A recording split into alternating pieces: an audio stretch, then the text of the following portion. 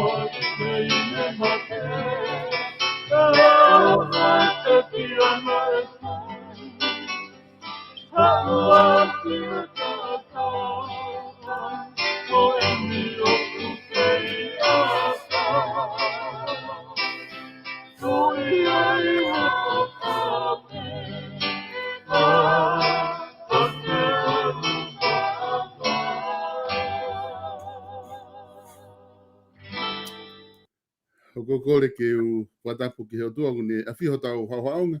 Watapu atu ke te motolu ho eiki ka maa ka hata kilotu.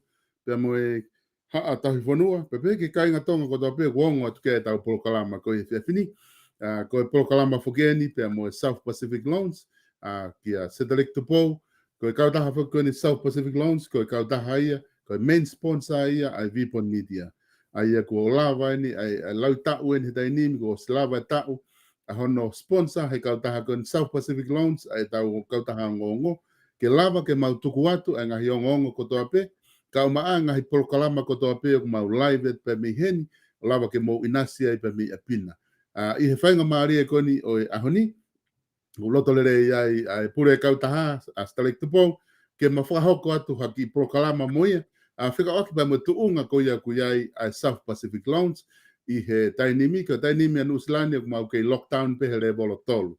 Ko taha South Pacific Lounge foke ku ua hona waa ko taha tu i manuringa toni i Okalani pe ko taha tu i he Cavendish Drive i Okalani pe mo ia. O ia ku osilo i pe tau kai nga tonga toria South Pacific Lounge ka ko nga ko whakahoko atu ai taha ko ni ko nga ko taimi fugeni COVID-19 pe ku lahi mga whakataputapui neongo ku ai pe ku ata pe ai whenonga aki holo.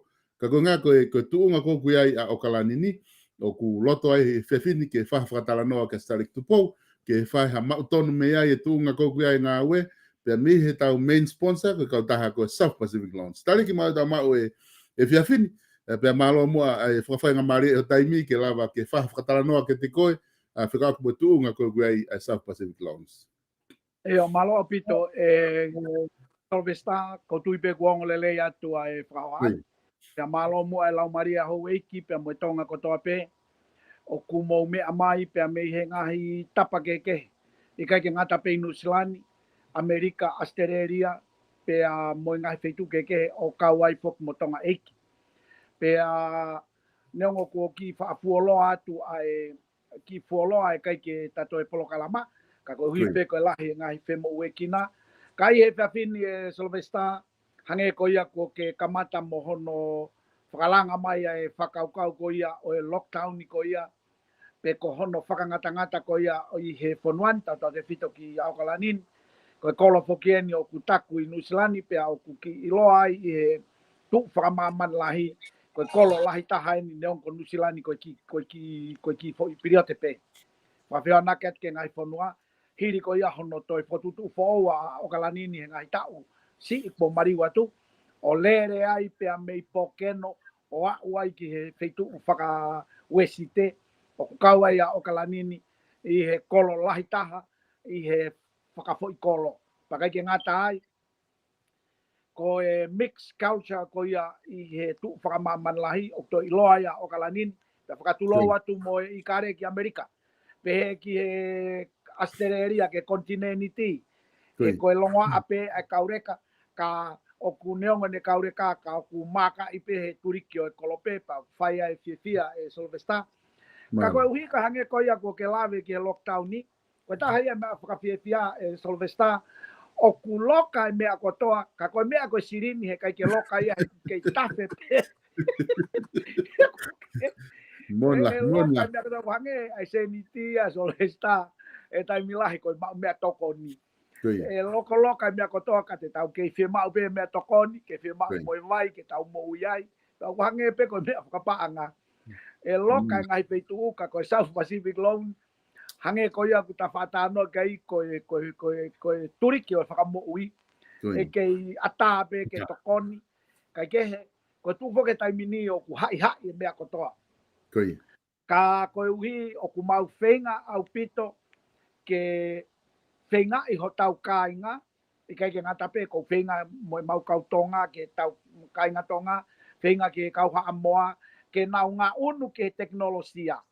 He koe uhi e ngari koe tūkunga e nia o e tau whanonga, e hange ha uha, hange koe whakamatala ea koe a laitia whiwhita me i tonga he taimi koe whakamatala ea, koe tua ea ke kaha u e tu moto. Ka hoku na tula pe e tau sioa te tau ke tau whanonga koe ni e tu moto ai ngahi mea lahi. Ka mau whenga rewa ke mau connect lelei mo i kakai i he tawhaaki koia o i teknolosia. Ke nau lava pe o apply hange koe ni ka pau ko koe Solvesta te whemau se niti. Me a kotoa whai pe mi apina e kei te ke toi hau ke ofisi. Ka mau lere pe ai. Ka neongo ia koe ai a koe tu whakatau. Statistic koe anga sio, koe tau koe onongo fulu tupu o whai ki o lunga, ae nai hao mei tonga. O kuki matangata a ke whakahu ka nau tolo e teknolosia, ia ngai winga ke pepa ko tui mahino pe ia. Koe kotoa koe whanau nai whaerei hake i New Zealand ni. Ka koutui e topu ia i Australia, Amerika me ngai whitu kotoa. Pea nā mo tonga he kuia i tau kosi, ko osi alu kotoa e whanau e teknolosia. Pea ko ia ko taimi ko ala tuai ke whaita i pe koe ke ai hola i tā he IT mo mea kotoa. Alu kotoa e computer. A o whakamooni, whakahua te seniti ki ho panke o kai ke tau toi whelongo aki. Ko tukunga ia maulere ai e taimini, ta tau pe ai ongo maa e Solvesta. Kai taimi ta tau o ku mahino au pito pe ai uesia ai ekonomika o ku slow e mea kotoa pe. Ka kuange ko e lau ko mea kei tafe pe. Kei ka ku mau whenga po ke whakapalanisi he neongo. He neongo e no ai ko tu e taimini neongo e pei mai kei totong pe kakai e nau no. Ka o ku mau fie mau ke whakapalanisi mo i pei auti. Ke kei lahi e kau no kai lava e ai two ways e mea. Ke lava o whanonga atu hanga hi tau. He kai koe tānak mo ua ta tāpe. Ka kua pau ke mau pei auti. Ai ko mau whenga e taimini hange koe polokalama ta whawhai. Pa ko whamalo ai koe hi ku lava o tā o ki ngahi loto whare.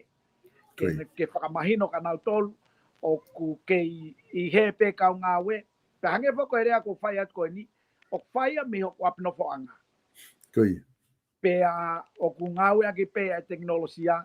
Koe taim ko tape fie mau ahataha hano e tā mai ki heni te whai pe e process e mea katoa pe mea pini.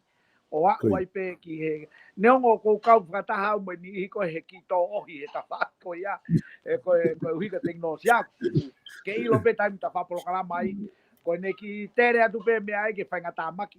Ko pau ke fie mau au i tokon. Ka neongo ia ko ufie fia pe he ta whako ia. O ku aia koe aho e ua he wike monite mo tusite o kui kai ke ngā ue awai. Talu pe ko hao me tonga mo whatongia o ko whakaunga tāmaki ai he siasi. Pea mo e kukore ke uki i malolo he monite mo tusite ke unofotaha ki hok whatongia ko ia.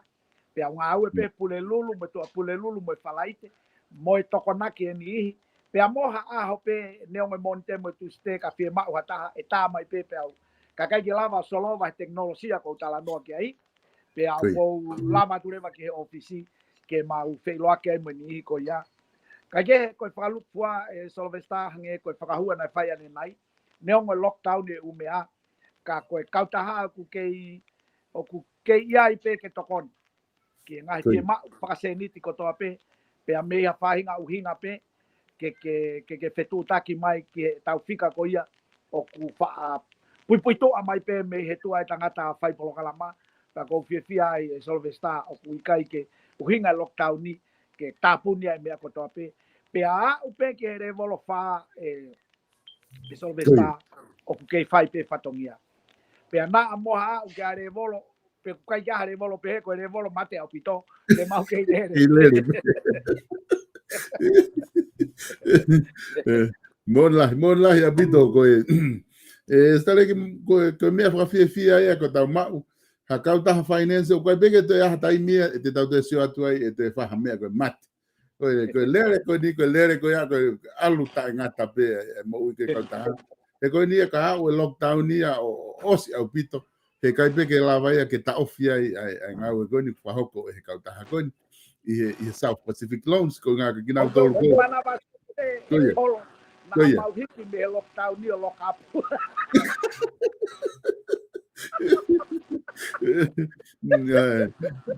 Aia kone tu koe di bi stareki koe ngahi no kotoa kakai o ku fia mau paanga whawawe mai mea.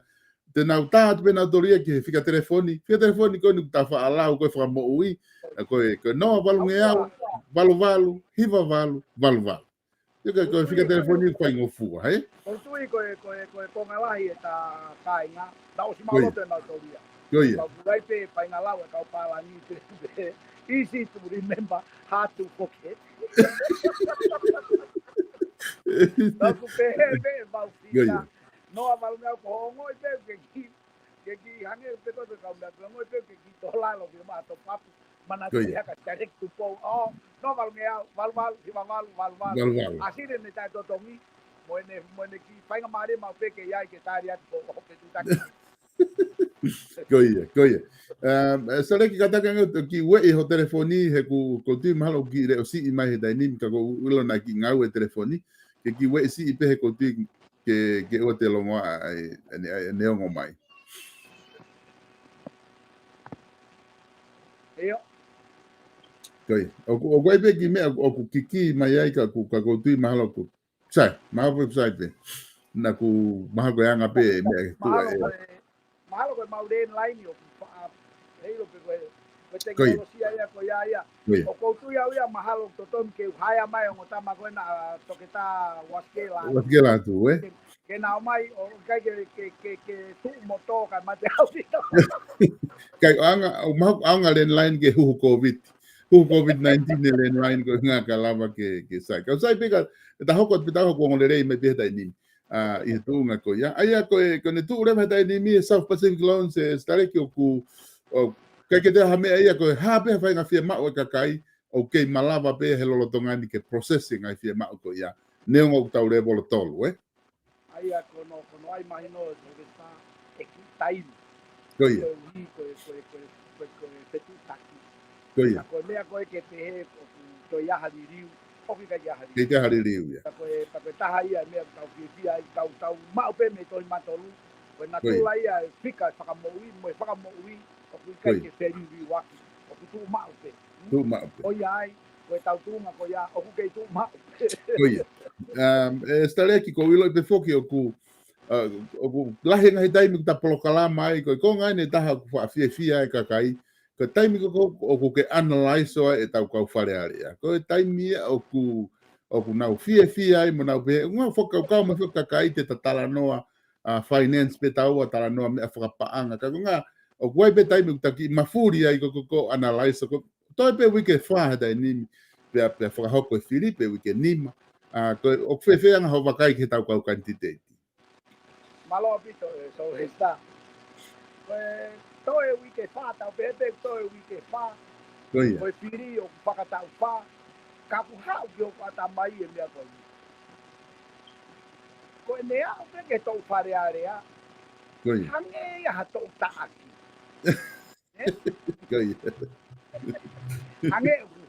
hange ko to fare area ia to nga to maha pe ko fai nga to maha ki o kui ko tau aki ta aki tau ta koia ka sa ko analyze ko te fai ko e si o pa kia ka ta ma fa poponga o quantity ka me to ta aki mata o ska ia ta o mate koia ta ma he me ta ori alo te ta e huni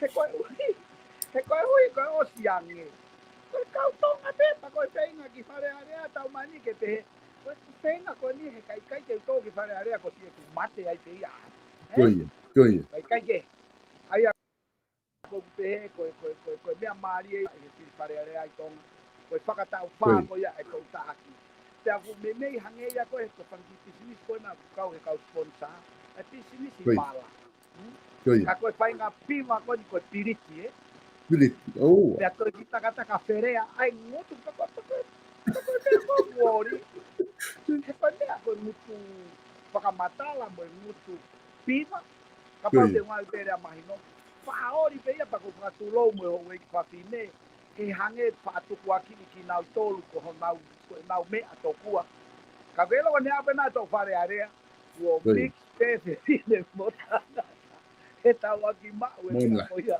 koe tau aki tāki kake koe analyze koe te whai e kolo mesta koe manatu i ko siulai tau ko osi na osi o atu ai ki a koe e kurisi me tau koe koe risi ia na whakafuofua i te e i tonga o sio i he ngā unu holo ai kaka koe ka koe ke fumama he me iai koe risi koe ni te o atu ka koe uhi ka koe kore pa more whakatulou ke pati ai patoa koe uhi ko mahino pe ia ke toko tako toa ai paloparema kou hoko i e patoa o kuhanga he paloparema ko ia o liliu ai ngahi me i ke anga e analyze o koe uhi ko e nau mowete vete pe mo e nau whakapapa ahi pe au na tula rewa ke uesia ai analyze o ko ia naka ula koe ka koe uhi te ria na ngalo ia au koe analyze o whai ia he ngatuna mea koe ni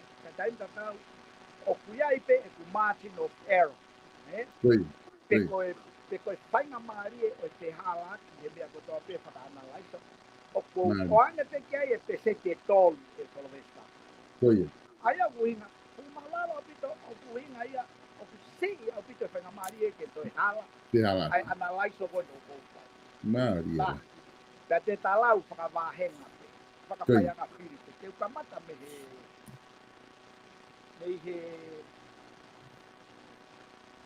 tahwhitu. Koe mai hoke taimini koe whaianga whiri tahwhitu. Aia koe ongo miwai. Ne? Koe. Mana tui koe whiri whakamui koni koe i ke wāpe tahwhitu. Ko mātau hui nei toko whangi au tolu mana. Koe. Pe aua ki aia so tefo makata o whangi au tahahi. Koe. O koutu e kei mau pe mātau ai tau. Koe. Ne ongo ai pe pepe ka ko hui koi au lolo tonga i he sea pakauri pa koutu e kei sai ke ne pili anu. Ka koutu he kai ke wā mama o pepe. Nari. Na tula pe he pe ko toko lahi pe na ka kai ko mau pili. Pea o kou kei i he. Ka ne ongo ia kou analaiso me he hinga lalahi e ua e so vesta e. Koe. Ulu aki koe toko taha kanti teisi ia teia pe monotunga palalaanga he mea kotoa e tapa kotoa e mo ui. Koe. Tau te fito ki he mea whakaulu nganga e anga e nofo e so tai e kauai mea koe. O hono ua koe aonga o e toko taha koia i he ponua whakaluku kua o i kai koe no vahe ngate. Mea lalahi e ua teisi ai ai ko analaiso. Pea koe uhi o ko whakaua te whanti analaiso online i e neti ko tui pe mahalo ke kauai so resta. Ae ni oku ai koe kolma, Pea moe nahi analaiso ke patonga e TV1 a New Zealand ko homare peu talamai. Koe online e Paul ai kautaha koe. Pea koe te hui koe nei whawhai o pe. Ka pau e whai whiri pare area he taimini ko hai ho kapoponga ko pe pāti. Ne? Ai a ko kauai toko sankinea ko pe ka kauai e ka kai. E sai. Ka winga ko sai e kauai ko winga maua e pipoini e fly pai pe. O maua e pipoini pe. Ka ko wako ai he ngai pehu i. Pea ko rie u pehu i ko ia o mui kai ko analaiso. Sa. Baba uta haono ko tau hiki pe ko e ki baba uta haono. Koe. Mana tu ina tatala noa ke i he sea a kosita. Koe. Pea kai ke uloto ke hinga tala noa ke hingoa a kosita ke to o hake ai ngai pakau ka koe reality o mea koia. Na o talanta ka koe o kai ke paingo fua ke e ko analaiso.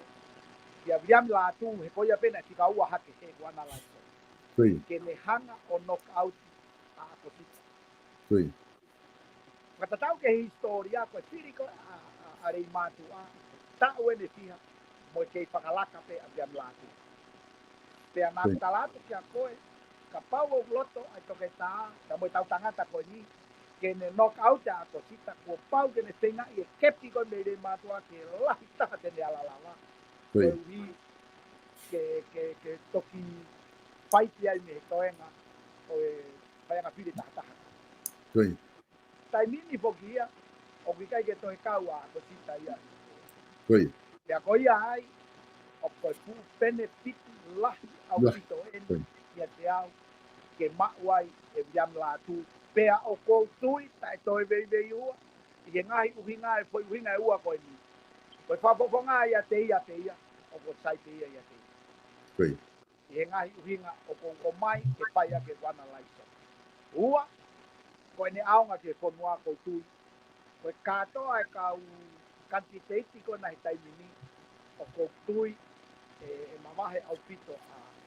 He koe ku mau mahalo ke kau ni resisita a rei matua he tauni hange ka te au so le tau ki tahtuki te ku Koe.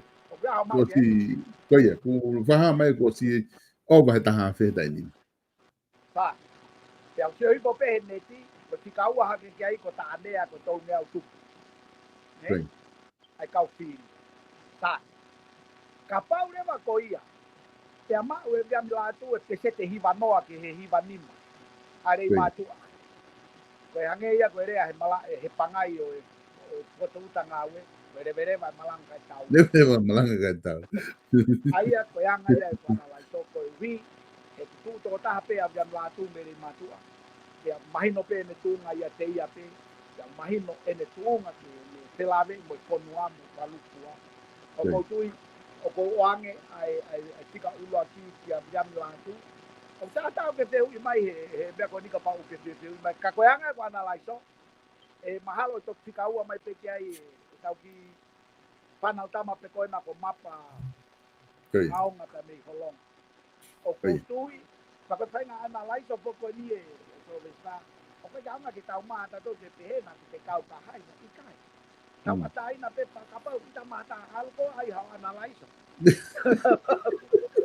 ka pa o ke pe ko ia ko ai pa pa na uina ai te ria ko pa na uina ka ko tol kala ba ni aku mo so vesta pa ta mata ina o ke pai ana laiso kai ke ai ko va malta haon ma ia jam la va malta lim o ku sio ga di va malta lim ma to ki foi hua tu na umulomo toki o ko sio e me ngo foki me aga ko mana tu i ko tangata ton peo lo ko ia ka me ngo ia o ku ke no fope e ai tiki e pe ni i sabi vai tu o ko tu o ku kai ka me fa ngo fua ke to e lo to i ka kai de sabi vai tu he ko wi ko so ka sabi vai tu o ku kai ke toki o pa ka fili o ku misinare a sabi vai tu ia he to nga ka ko tu ia ko fili pa ka si asi ia he ka te ta ke ia tu ke he ka hanga he pa se ka pure ma va u pe mai ya to mo to fa ka i ho mo fili ka ko tu ia ia ma pe ia ka ko tu ia ku to be ko to pe a sabi ia ke no ko pe ai ko ma va ta ni mai ko sabi vai pu ma ta fa o ko tu e ke hu mai pe a sai a piu ka o ku hua ke foka paula tata ka mau polisi malolo Kalau tetap tu Amerika ke mo at. Nak pakau kau ka tu Amerika. Koi. Koi i ngai una ke pe ka na ku tonga tau posi na mau koi o ku vai ako poke to tahan de university ko ya ai kap ai se sto kai ko. Koi. Ka hikai ke analyze o ne area ko ya. Ko analyze o pe au ne me ko o ko pakau kau ki ai. Koi. O pada tau ki e criteria ko ya. Neong ko to ta lele yen ka tu pe ke no ko pe pakau kau ia saya pikala. Pikal. Ko tu ke kuma ia saya pikala. Koi. Hapa ta tol. O ko tu ye ke no ko ke ma upe de bossa hapa ta tol ko ta hawa bossa. O bossa ko hapa ta tol. Okay. O ko tu e ke ma upe e bossa hapa ta tol. Koi. I o kai uhinga ia ke me ka kono uhinga. Ko kau pore Peka pore ia te joati o peke peka ke me no kausia. A bossa. Koi. Ai agora ia ka ma bo bo ko ia bossa. Te a hei kai ke to riri e ku timi e to vesa. Koi. Koi. Papa ua hapai ta haua. O kia ki to ta ha ku po o hake ki hapai ta haua ki tala mo ko mama pare tu. Koi. Na tala no mo mata pure ko ni. Ta ko ke uhinga e fili ai e ko hio ku masia. Ta ko ke uhinga e fili ai he hina ko ya. Kama tau la he ne to ko ni na ki hapai. Koi. Pe a fui kai makatuonga ene oho o fili ke te he ke toki pai ai e toko ni ke ane koe ni ke toki alu ai mo e katoika mo e hapua ko e uhi ko e fili ko tui ka kou o tu neongo ko tala mou en ka kou tui o gahan whainga maari e ki he sea ko ia o ko tui e ko au e hingoa ko ni ki a koe Koi. koe ngahi hingoa he ka peanga ia e ku tau hau ki e wai Koi. E o ta ta. e ua tata. Kou tui ko te vita lawe mau e whainga taa pito. Neo ngoi hu mai ai tama fo au kuna koe ko Daniela malo. Kau kai ke tui e lava e Daniela o knockout ia atila me ma. Hange ko konga whakamatala a tokta Miriamu waske ane nai. Ko he mani te tonu kai ke toi a haki manino. Mea te hala, koi. Ka pau ko tuku aki ko joi boyanga ai mea ko tawa tāke ko ko hinga ki ai. Koi. Ka pau te tau sio ki he patongia. Ko le reita hain, mista panga le reita hain a tong ki heanga i wakaianga. Kau kei tuu pe ai a te talawe maa. Toko tapo ko fulu to ve sa Toko tapo ko fulu toko tolu pe kau kantiteeti. Toko tolu. Pe a ko pohima. Pe a molani mata. Mo toko taha. Ai ko toko taha koe. Kai ke ku le papai ke tu ia e off mai ki mo. O koutu ko lanu mata mahalo pe ki mau pe le ki kakai ka me lapa. Me lai ko ia. Ka ko bakai ko ka pohima tu le toa. Sai au pito a pohima tu le toa. Te a koutui e kei piri mai te e tangata bongo pulu. Sai te ia te ia. Te e kei aonga nge te ia. Ki whanua kalukua. I he e mau kau kati te ia. Tonga tapu hima. I koe tama whauku hu ake pena e piri pe ki mua ko 17 ta moua. Tau moua 17 tau moua. Koe. O koutui te nehanga o nokauti a Pensimani. Nari. Koutui o ku nehanga pe mui I holo ai o mea o ko oange ia ki tama ko. Tika malu o koutui e kei mau pe mis whakahaua. Aia ko whakapoponga lolo tonga. Lotonga ia o tonga palu, Tonga tapalu. O koutui e kei nopo. Pe a koutui ko uhinga pe e kei tiki a koe tama koe. Mio peke uhinga ea o ku ilo pe mamaheni. Ka koe uhi koe kau pore. O kai ka hata aia te te sotu ku poto tiki lalahi ke nino kau. Ai. Mari. Dai. Mai koe ki tonga tapu. Tonga pito. Te kia na lai so hen. O koutui. O ko ane ma e kantiteiti kona me to foa koe ko te ista. Koe. Te a koe ku neongo fihi ka ku kau ai mo uhinga whakateknikare ko eni. Koe po I whiri toko tolu koe me I hatei.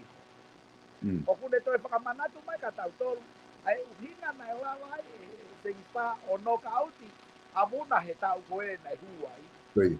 Uhinga koe mau toi toko lahi pai tene I hatei. O vahe whamiri mo siasi mo e avua. Kai mamahe ake aia. Aia koutui e neongo e mau pe nau ki kakai me to poa. Ka koutui ko ngala to poa pa ko pe whakiri mamahe te ake. Pea koutui ko la venga maari e te nau. Ke ka e hata haia e au ia heke ne fupeni ana. Ko la venga maari e te nau whiri ko to pe ia te sta. Pea pe foki ki to poa. Aia o koutui o kia I hata haini ke fie whakamalanga I mai anga e ku analaiso. Kai koku tuku pe ke ta alu he fo ilisio os. Kala tok foki marewa ke u wahe. Sai. Tonga tapu ono. O koutui e kei tu mau pe nia postei. Ia o koutui koe puhu ene maari. Ke ai ma. Ko kai ke toi pehe ke toi tos poini holo ata. Koe postei pe ko hai koe ma. Fane fitu ape. Fane fitu ape. Aia koe peni koe tu pehe pe koe ate ki. Aia koe kutui e kei mau pe postei. Pau taula pe tok sai am pe ngau ia. Tonga tapu nima. O koutui koe uhinga pe kone uhinga pe kone atu no si ai pe ko ai sake. O ko ke nopo e tui palala ke tangata koni. Ke tangata lele ia. Sai am pe ia te ia. Te aunga ke kono apa. Tika tonga tapu fa o ko oange ia matata. Oia. Ni stalo lo tonga ko ia tai ni. Pea o kau ai e uhinga ko ni koe I longa me tonga tapu wha ai ue sia te ngā ue ai mo vete ai pato. Aia ka pau neongo na epepe kana na ke no pata pe ka maten. Ka ko na hanga ko to mono atu molelei. Ka ke mafu mai molelei ne mo pe ni silani. Ko wi lo ko la be dai ta ma. Ka o ko question pepe ko ne hu ko ni o hu he matapato ton pe ka. Am no tu.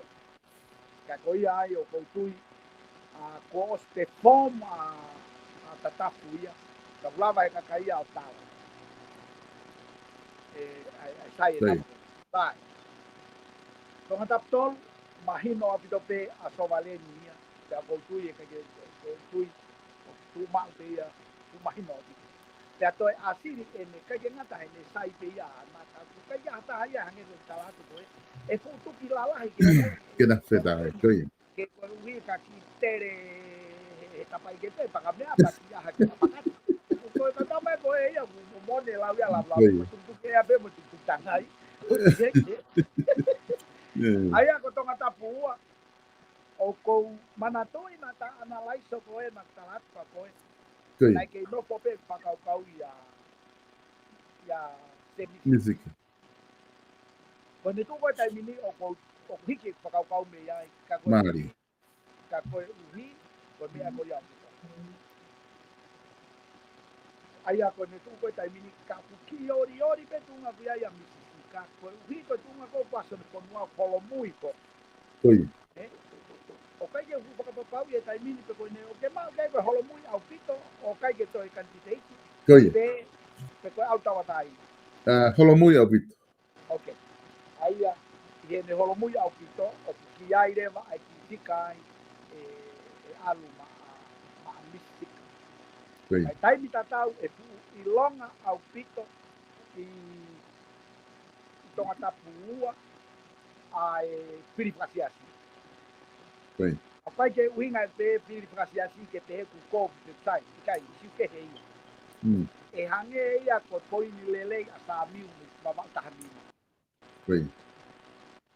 pirifasiasi aya e ko kitui e fue ma lo maia me tonga tapua ai pirifasiasi ko wi pe la be ya ko ha poto ngai o I just people ki o si ko lai ni ko ma le na ai da ki to lai ai au loto ko ya I ka I just te a o ko tui kapau e lava a just kapau e tu fakata a just ko ya o firi a bisika te neala ririu a e ku analyze ka kone tu e tai mini o ko tui e lava ia e kila a pasi e tamako o ko tui ta ko wangi ki ai se ko Whakaosi ko te vita puloka.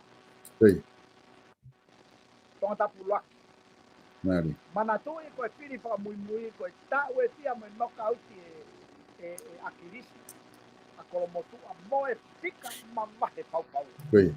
Piri koe wa te taha pitu na e piri toko taha pe tolu miau pitu ono ka akirisi. Tia koe toenga koe toko hongo fulu koe. Whakataha I koe toko taha pe tolu miau whaavalu. Aina e lahi anga peka kai na piri ka akirisi. He toenga koe na e movete koe. Tia taimi koe na e piri toko ua I pe a si aosi tia mo neta tua. Ka neo mo kutia ko neta tua pe na e pika ua hake. Ka na e fu mama. Tō be me ta tolu ke tolu ngau ni maua. Ke hapu te ua. Tia koe koe piri koe a si aosi tia mo neta tua. Nana ke ke toko taha ona. Oia? Taha ona. Sa. E so me sta. Koe fu makuru lahi pau ua ia. He malae o piri. Ka koe mawa e ua ka koe suku tōko ia.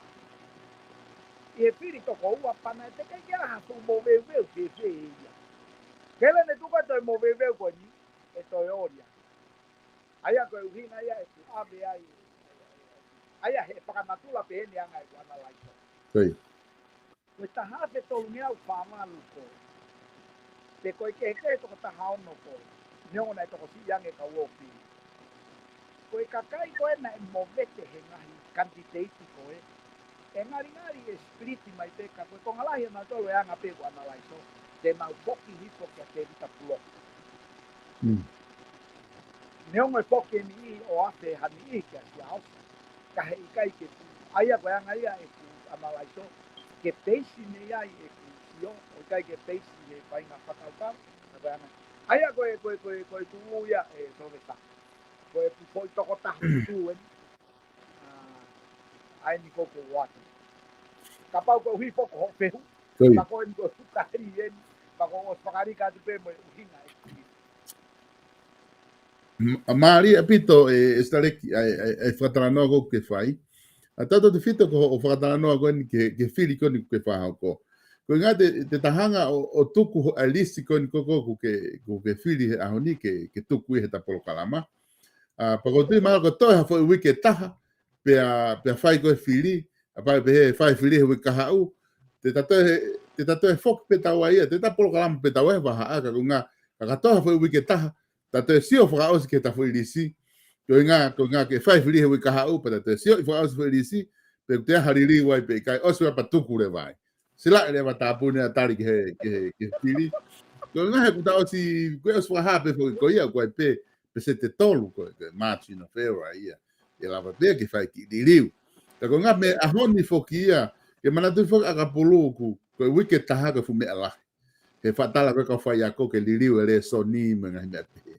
Ko toi fu wike fa ko ni ko he lava pe ke ha fanki me liriu he waha atu ko ni pe lava pe ke ha ki laka ia ha fa fonga fi halak pe lava ke ne liriu e fika hai kata kamata mai pe me ngahi li fili ko ni ku fa hoko ai ko ni o ta fitu foki ko na fu wa ofi hanga na ke o hake wa ofi apito a so se fo fe amorata pakata ia mo batau ai niua pe ku fahape e na autoria ko ko me ko foi kainga pe na ua kuna ha ko ne fili pe ku ale ba tu ko ki mo ka ta alu ke u frai kiki o se ko se o ke foi fili ko ku hanga tu ku mai o ku ai ka u minister i dai nimi una i he peki i he party ko ne peki o na ta ina pe ka na lo tonga e pure anga ko ni foi to ono ia ua fa ono foi to ono ai o ke pehe ko ia o kulahi hona whainga Maria na tau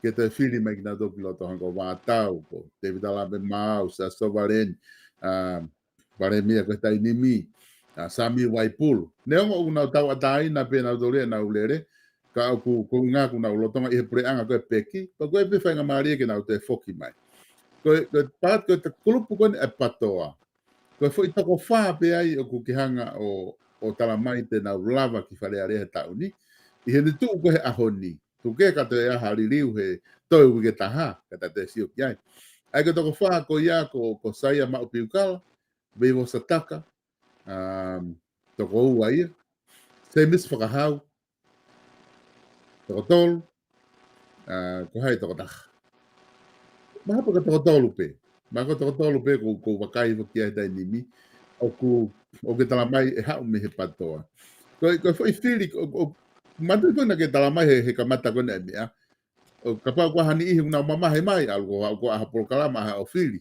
ko por kalama ko ni lo tonga le ko ni pa te li hapetao ke ta fili ka kata ko tu ko dai nimi lota mama he apito e patoa he na sio ke ho toko tolu pe o ko hanga o fili mai ke na kwa piloto ka ko tu nga fu ko swaha mai o ke na nga makatuunga na ke hanga muy ai ai fili ko ni o ta o mai ke fika ko ai ko da so ko ni wa e starek o ku i tu nga le pe o fakau kau nga o ko na fa va tau mo ne nga hi me ke ku ne fa ko ma ni wa ke pe o ke takimo ai pe va tau hui ai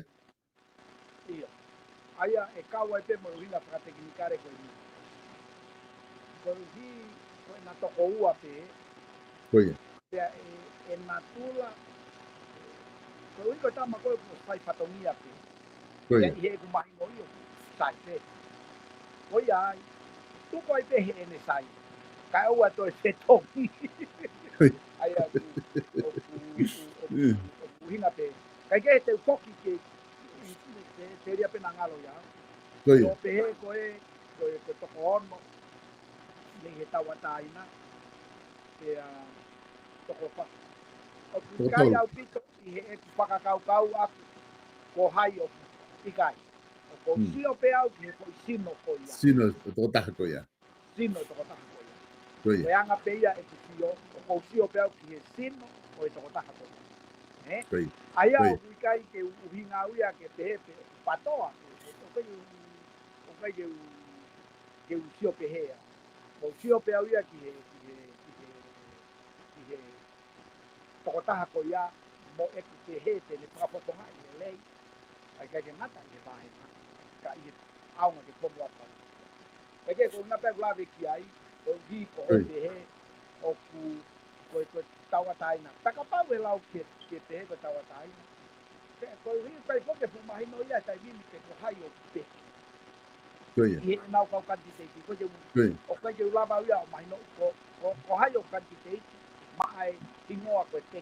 Koia. Ka ko hinga pe ia ko tiri ko fai pe ia me de ko sino o te hota ka po tu o titi in mo plai tiria o ko ngau ia. Koia.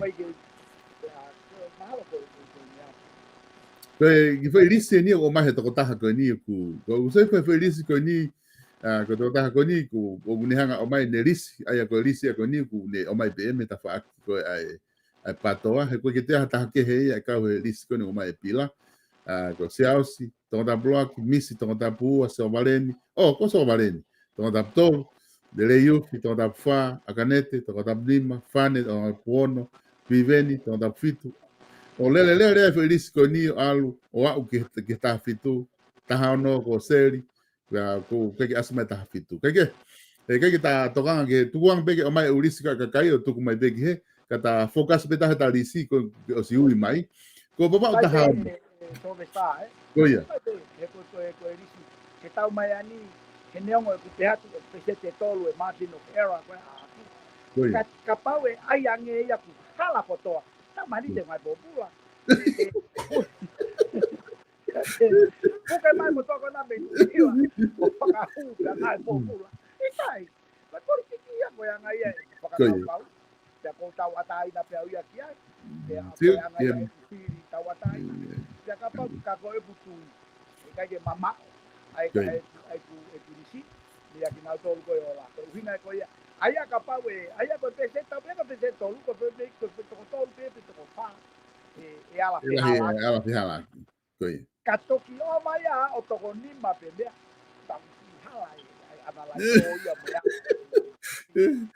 koi kau e o jange ko po toko tolu pe fihala ki e kau ia he analyze the side he firi sai au pito ko o stala atu ko Martin of Era ko te tolu koi ko baba ta haono ai baba ta haono foku ku ai fofonga ko seri to kala u le pe me tonic vale kala fu ko mapahaano me holonga ko silongo samani me tanea ya hablemos que la dure me le mato ai ku ke big foke hablemos que la dure me le mato pena que o mai le uhinga ki ai que tu ko ia ko seri to kala u mal ko si me lava ne ta u pe me fiha ni i baba ta haono kamata pe ne campaign ana ia very early apito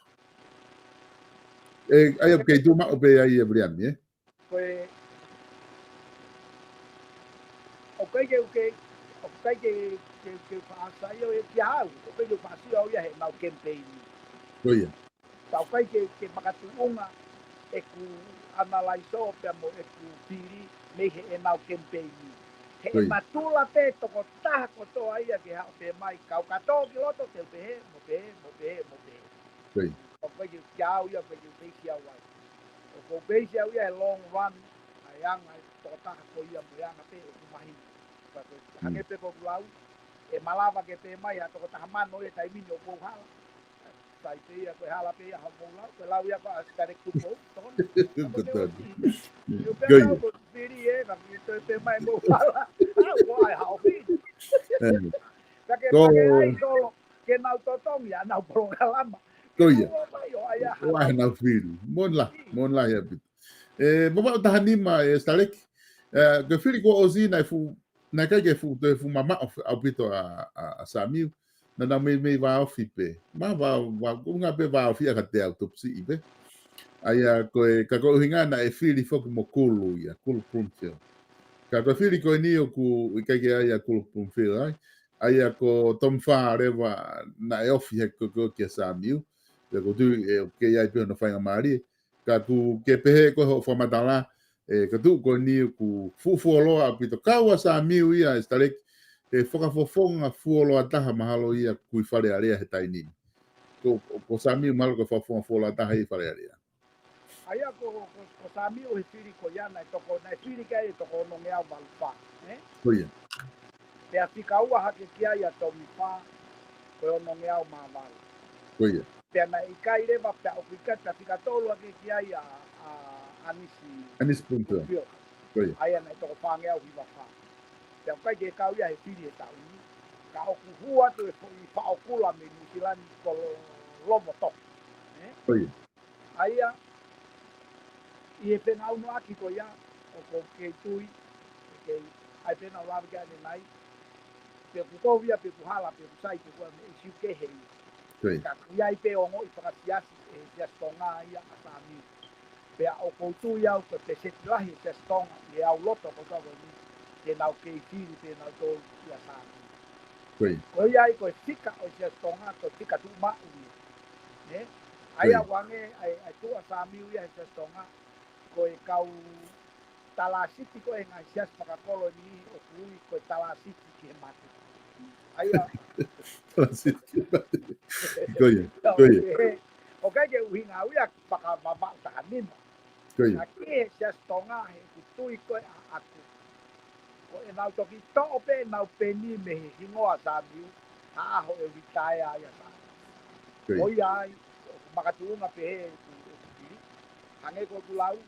E tome fonga ko ia kata tau ke te mokalati mo ma fakafiri I siuke he ka ko moni me ko ia e ia pa ko ia o ko tui e ke he to diriu e pa pau me sa ko wa ta fa imagino pe ko saya piuka o ku ke taki mo mai I wa ta fa ka ku ia pe ka campaign ia na ke tala no ke ko fa ma polisi Paula Tataf pe me tali hau ko tui o kuia no whainga maari pe heki to merie pe heki ala tu ni ole polo pe me to ta ko los ka ko tu ko ia ku ke Filipe a saia piukala ko nga o makatuunga I he tuunga ko he nga u ko fa hoko ki wa ta fa ka pau te whakapoki ki o uhinga ko e whakapāti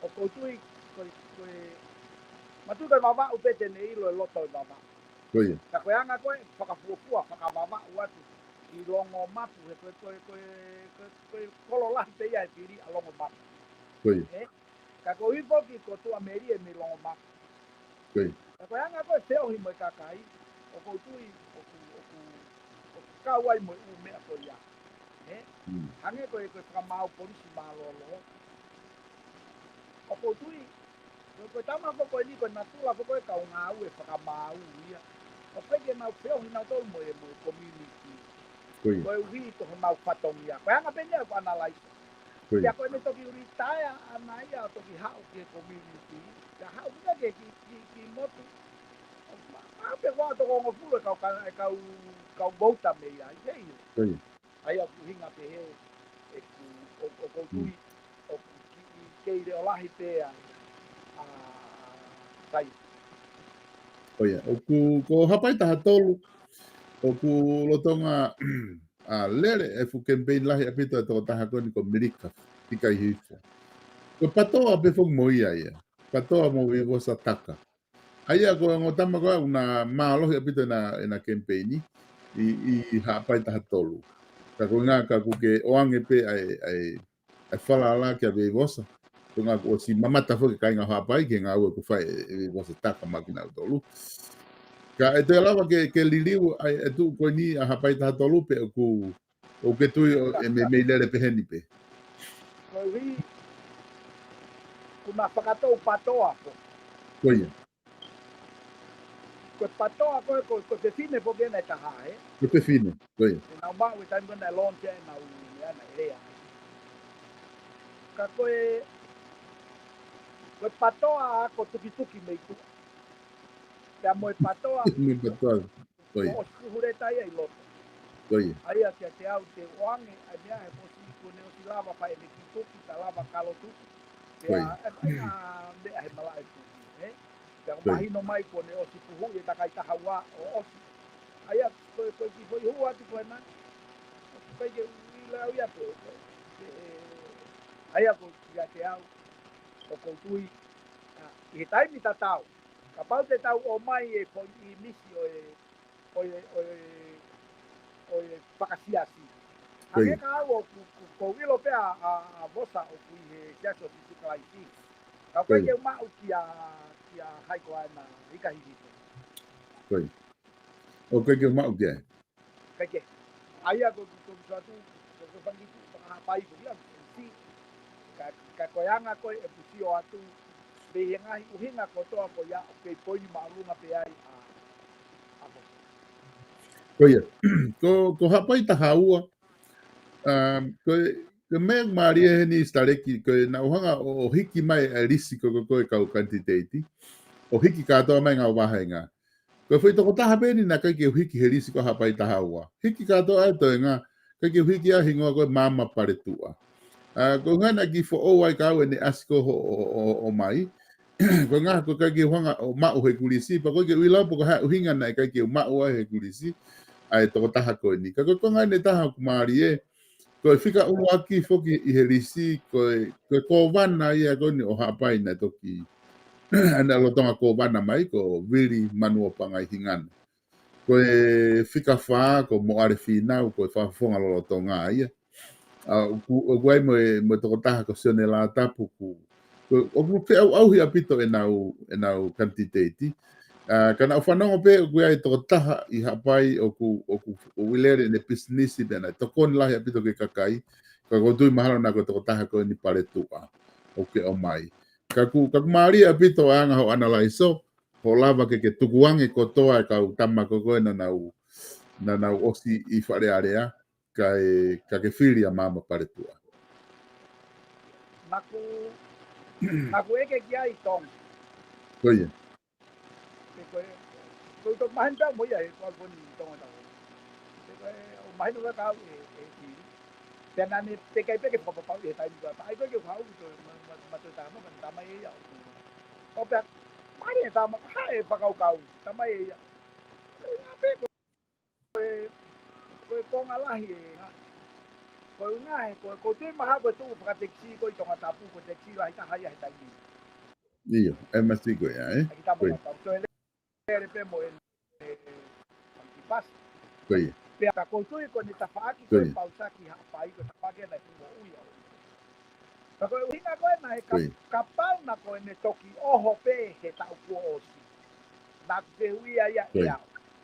Ka koe uhi o ku natula ia, natula pe ia, ke tokoni pe ia mei kuo loa. Tuku kehe, kapau na e tanu ke i honoloto o na ia, koe ne keri mai ia ke toki whakaasi. O toki hopai koe e te ngā. Ka kanaku makatunga pe he. Au ia ka pau na e toki oho pe e ne toko ni he tau ko o si ko si ofi mai whiri tau ni. Te upueste. Ai ia ka kukuhinga o hange pe kung talatu ka tabi wai ku. Lere pe ia he. Tai ni kotoa pe. Kaike ai ia kukuhinga pe he.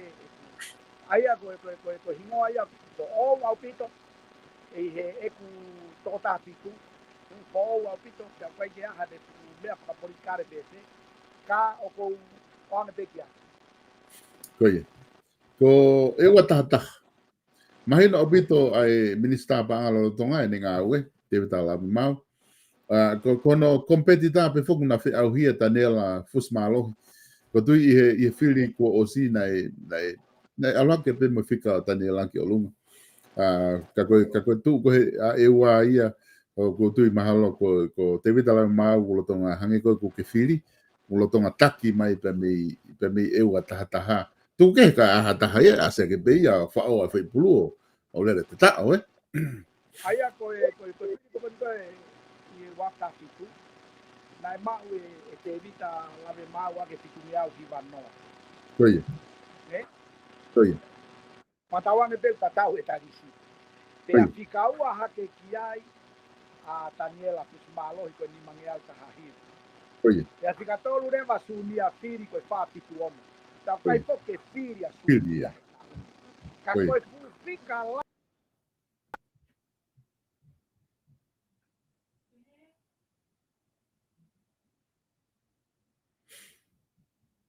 Oh, que ongo mai Starek.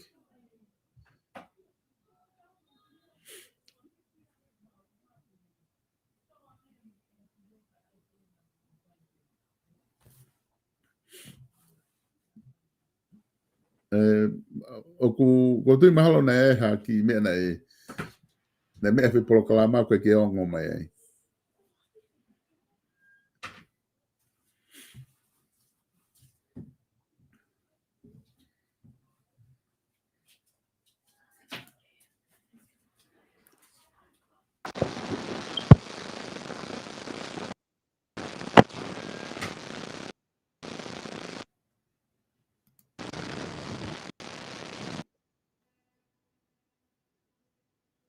Ika ta pe koe ngā ki motuhia ai ma koe mea pehe interneti a Stareki. Ka kone kumei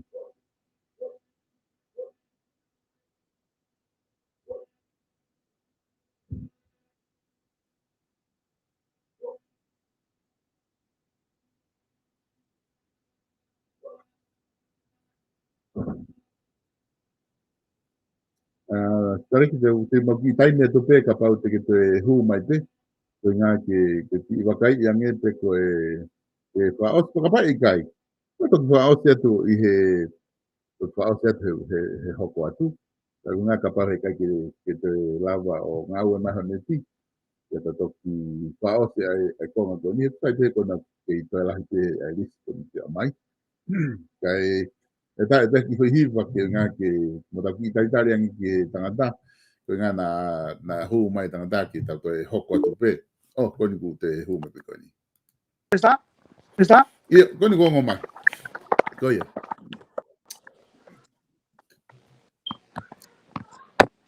Koia. A bena hoko. Ika, o wale te au ia ku mate mai ho o laineni. Ai ni ko lau ma ko maha e tatangi mai e maure laina ma tolu ko tui maha na ko. Mahalo pe. Koia. Kaike. Koia. Whamanatu mai he ko hui tau mani ko maho tau ko mau tau ko ngaro nena. Ikai, nata i eua, nata i eua taha dai ni, pa mahino na ke lau me fuke fika ko eua.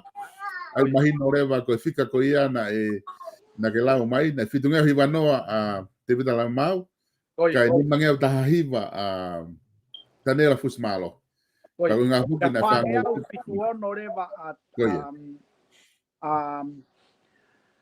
Sunia Fili. Sunia Fili. Pea ko mui foka Sunia he tauni.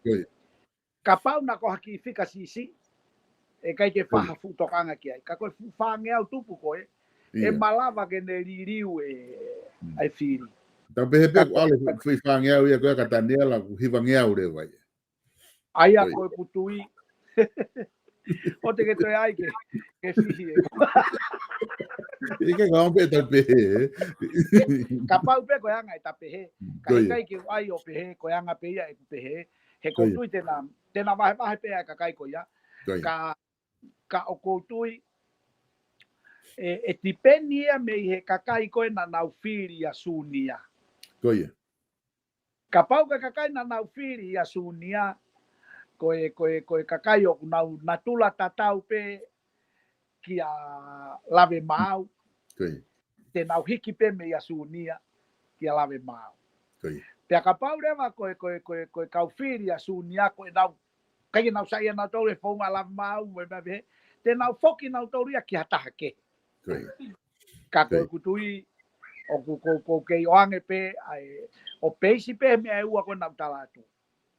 Ne o koe ke puri au e te si ohi po ke lau e kakai koe motua moa. E anga e nau lau. Koe lau e lia Static tupou me polo kalama. O kei tu pe ia lave mau. O kutui e kei tu pe lave mau e tauni. Ke hoko atu e nau potunga au e langa. Mo e nau tokanga e tau mea whakapanga e ku kei mau pe. E tau mea ko ia. I o maloso. Ko tonga tapu hongfulu. Tōna pungo fulu foki ko toko tolu pe. Pohi batu ene toa. Mo e whafonga ko kāperi. Pea mo Vika kaufus. Aia o ku uhinga ko ke o mai o ku te eki ke fu pani mamafa fefe o ngō ua koe ke na kompetita mo pohiva. Aia ke mau pe pohiva o e whili ko ia mei tōna pungo fulu. Aia ko ke tu mau pe ai. He neongo e mana tui koe lakanga taki ai tata fito ke mea whakapolitikare. Pea tonu ke fisi e kete toko taha kotoa pe koe te kau e politikare e kau hoto hingo ahe. Koe kakai koe te nau saia ia kita ko ke paleri pe pea hoko hake ai kita. Koe kakai koe te nau fehia ia kita ko se tane pe pea hoko hake ai kita. E koe natula pe ia e politikare. Kate mateu teu ki ai. Aia neongo hono lau e nia po iwa whamoa. Kakia te au ia. Tau foki ke performance. Te ki ai kia tanu hala lahi pe he historia o tonga o tatau mo taimi koe ni. Te kia kia langa whare ako moe langa whare la langa moe hāpua. A neongo mo mai e ni e nau whainga uhinga ku langa atu moe whare haa moe haa. Ka koe ki koloa o kulanga koe whare. He kei sai ange ai mea he matuaki to eo ka whetuke. Kai ke koe anga ia e ku analaiso Maria Pitoia. Fica tonga piva. O whare ka ua tonga piva o whiri maa 17 ta tomo ua. Ulo bea ko tanga lele in pa ilonga pita ni ngā ue pureanga. I he ngā ue koe ni kune whahoko. Ka ko ngā kui aia pensi mani fifita. Ko whafunga lolo tonga. Ko Vika fusmalohi nei kono fika I he whiri ko o sina ku manatu I nei na lelei apita mo fika ko vikana ne mau. O kia I mo tamataha ko e ngaue moia I pureanga toke tā ko Tevita Tukunga. O kia I mo whakafufonga taha patoa ai ko Timote Tuyono. Laume. Aia gu ang whakafufonga patoa ko Pensimani pe mo Timote. Ka kuinga ko ke filia 17 I tomo ua kon tok fili wharearea ne tamako ia. Te tau ko apalai pe ki ai e pea tatau. Koe kau pou koe uhi ku natula koe ngotama fu koe patoa. Te toi talatu pe ai mea koe ni pe sai pe koe patoa I siu ke heia. Ka kuna whakatou patoa. Wahe nau do.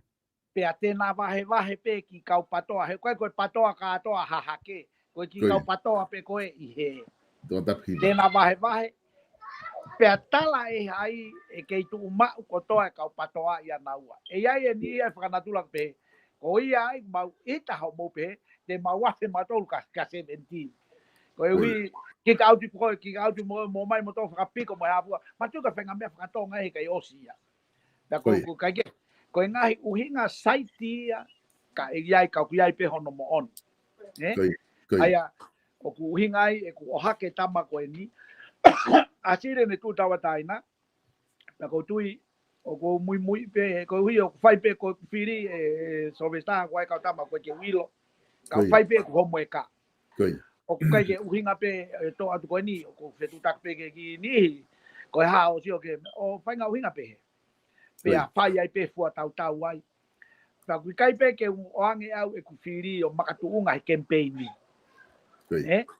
Na ku ma o mai pe kakato ho polo kalama mo tok tau was ke la tu. Pe na kai ke uhinga ko ange aku ya ko makau nga api re ma tu ape ko uhinga ko ange ko fanongo ke ne campaign ni ikai. Na o ange pe ya ki ai he makatuunga o ko nga we aki. Ki he firi. O hange pe ko tama ko ni. Pe ne ko ke fu ilo la ki ai. Ka ko tanak tu nga te wang pe ma. Na tama ko ni. Ko tonga ta pualu o ku ua pe moyongo patoa ai, se mis whakahau, pe mo tama ko John Allen Ramsey. Aia koe ongo whafufonga ai una kompiti ai. O koe whaku mo pure whakawahe ko o vaini, o wahe ko ia. Tama mi vaini ko Vriami Sisfa. Pe kuna o kompiti na tolu mo se mis whakahau, koe weme candidate kehe ai. Aia na ke pick up pe a se misi o ngā mātuunga ko ngā koe ko follow mai fogene no fafonga mai se mis whakahau e wahenga koe ni. Pea koe aia koe laine fogene ko a folaha mo mea Polaha vai ni. Naku o ke ula tama, pa ko ke me ka ko e ke na witonga ko tau ko si. Na blera tu ke ki me fakai ki na fa ya tu fe tu ko ya. Ko ke sia e me fakai ki ya. Koi. Kana e ya. Panaku ki venga tala noa ke ni pena e ya. Ko ha e na ulau ke pena spirit pe. Ka ko ko ngala ko e na fatala noa.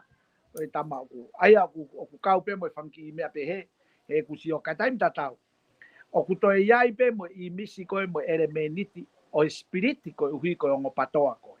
Ko ia ai e fai na maria nge pe ka au ke o ange mai patoa ko o sfuhu loto he patoa ke tu kitangai me tua. Ko ia ai o ange pe fai na maria mai tama ko he ko mahen gai pa ku ia pe neongo ene patoa ka ko te fa manato pe so veta na ka ke makatunga fili ai ko pati pe ko ape ko ka ko sino pe ia ko ia te ia pe. Ia pe. Ko tonga tap fitu o ku ha go fili me a sengsta sa ula o tu go si fa fo fa area to tahan o si minister pure anga ko tu go tonga tap fitu o ku ia e ka da mai ko piven pikala o ku ha dei ho ia fili me ha dei hange ko nak tala no ke fili he campaign to la he pito ku na fa ko e piven ia i hono ka popo o toko taha pe piveni i he patoa me tonga tap fitu. Ka whiri koi ha te ho toko tolu. Piveni, Fredriki e Maloni. Aia ko whi toko tolu e koe au nau whiri kotoa me ha te ho. Pea whiri rema a tanela vao me pea. Aia koe ke fu mamao atu me kakaimi ai. Pea ko Sengstar reva o kui tofoa. Aia whiri mo mere amanaki. Whiri mo mere amanaki me tofoa. Ai ko tu ko ne va henga ko ni nau tolahi a pito ka fili pe o ku nga ko fili ko mai ko ka fili ko ka buna faupsia nai to ko taha pe wang ya fit fa ko ia pe afikau a kia ya Sengstar ko fitungeau uaon ko ia pe ko toenga ko ai foi toko nima ke he nai ke la kape ai fika nai fili ka Sengstar he toenga ko. Aia ku kau ai mo mea whakawhika he tau whakawhiowhia tu pe e na tulai. Pe a kua peki a voki a buna. Pe a koe whakau maari e voki nau mono mai pe tā makoi mahako no te hina. Ko ia. Kau kai ke tu iau ia e me. Koe foi toko tolu ko ia neongo e apalai gai e foi whakau kehe ia. Ka kou pehe o ku kau e atonga tapu fitu e whaianga whiri maari e au pito. Tau ataina a e nihi pe a patoa ka tuku pe ke talato ki mea koni. Neongo koe uhi koe ke wiloi pe puke lave. Ko piveni. O kou ila mutu aki. Pea ko Sengstar o ko foha aki. Ka kui kai pe ke makatuunga pe ko wi ko piveni ko de fae foki me atau tolu me de matu. Pea o ko whakapapa mo de fae. Ka kui kai pe ke uhanga uia analaiso ke o mai e uhinga ko ia ke ne hanga i o afe e ku analaiso whakae au. Ko ia ai ko kusio atu koe kia piveni mo Sengstar. O koutu'i o ku e ki whakapoto ange pe. Ihe nā tu whakaikina ua nā tau aki atamai pe. Moe hāfua. Kia te au moe anga e kusio ki whakapoto ange pe. Ai motua koe me vai hoi. Kia moe anga ia e kusio. Koe ui. Deria na pe ka ko uhi neongo ku pa lai me ko mo ka tama hange ko vei mosa ko vei mosa ko ma ko to ko waki ta waki family tamai ku me hapai ko kai ka pa ma fi longa ki pe mo vei mosa pa kai ke uhi nga fili aku ya vei mosa uhi nga ko ya ko ina pa te tala pe hianga e ku analaiso ka kai ke uhi nga pe ya uhi nga pa ko sio ku ke sai an pe ni pa to ya kai ke i ka tama ko Mana tu ka foi toko ua pe me to foa. Koia. O mere pe amo sengsta. Ka koe fika lahi foki me to foa. Koia. Ka koe kusio koe kia mere pa koe whakatulou he koe whewhine, pa koe whewhine whai tō nunga. Kana e tua whia foki ene ki i lere me tonga tapu tō. Koia. Mo i kai ke ola lelei. Koe mea koe manawa si ki ai, he ku natula, whakanatula pe he pe ia kia. Ne ongo hataha teu lahi he fuhu, ka o ka natula foi. Aratu pe ia pe foi tu kia na me hala ka pe ia tere o patu ki lalo os. Pa ko hange pe ka natula pe he pe a mere ia. E ha o pe me foi natula foi koe. Pe tonga tapu tolu o toi ai pe ia he. Kai ke pa ko fatulo lahi au pito ki a mere amanaki. Ka koe anga pe ia e ku analaiso. Koe uhi koe tuku kehe. Ka pauna koe whainga whiri koe aku mafuri whaianga ai whaunga whiri ke whaunga motu a. Koe uhi ke ala kumi kakai me ngai pe tuke ke. Koe uhi koe potu ngā ue whewhine o ku ngā ue ai. E ala mea. Ka koe mea koe ke ki focus pe tofoa. O koutui kai ke ola le rei. Koe anga pe ia e ku pako mea peo no pinpoint pe he ia tu. Ka koe uhinga pako e toko tolu koe i te koa. I hate iho. Tēnā wafe pe he foi alunga koni na e autia ia buna he ulak takai atu koe ki mua. He alakau ai e whiri whakawhamiri. E alakau ai e ongo i whakamaheni. Pea tēnau spiriti rewa. To o atu e piveni e ne ki konga. To o atu e whaotusia e ne ki konga. Pea to o atu e tongi e ne ki konga. Mana tui. E ke ia i pe ki konga a sengi. Ka koe konga lahi koe o tofoa o koutui. Pea tau foki pe ke historia. O ku kei mau pe sengi staa ia a tofoa. Koe uhinga ia o kou ke reason apolo pe. Ai uhinga o kou oange ai ka sengi staa. Mahalo ko tonga tapu ono staleki mahino apito pe na toko ua pe hangena ke tala no ki ai.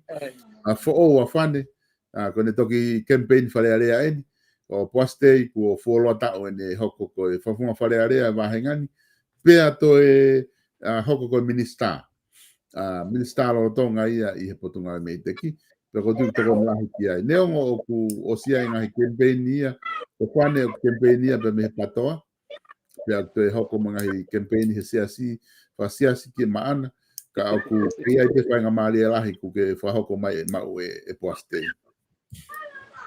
Koe whiri whoko ni koe o si I tonga tapu ono. Tai maua ki e poste ai taha fe whange au waon. Koe. Pea tāna ki koe foi toko whaa koe. Na nau taha fe whange au hiwa fitu. Koe. Koe. Pea koe ne, ai koe foi taha whahi wa fitu koe ia. Tau tala noa fika he ongo ua koe ni. Koe whehu I. E to o kakato e whane. E whane. Ai foi taha wha fitu koe ia. O kui kai ke tui pehe. Koe te au taha wha wa ono koe na e whiri a postei.